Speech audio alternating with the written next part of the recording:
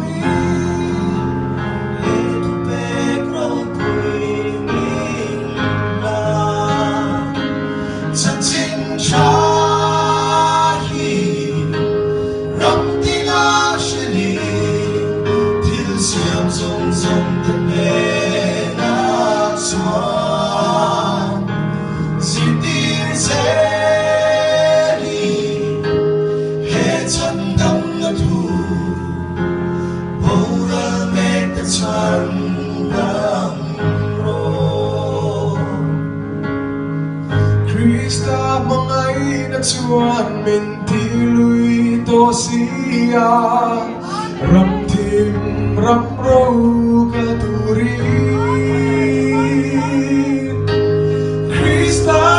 chân chin cha buang da zel turian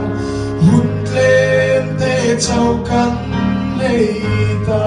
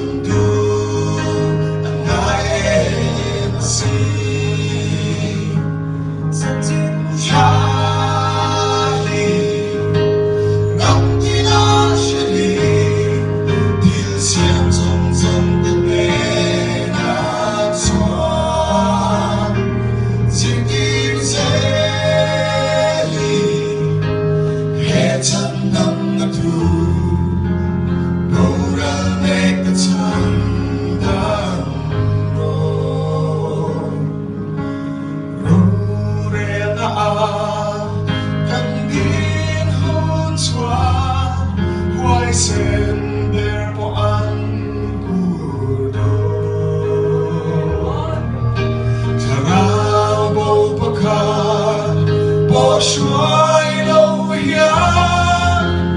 lalito ngam don en ni chân chin cha hi ram tina shili til siam zong zong ten ne na chuan chi tin ze he chân nam na tu chân đam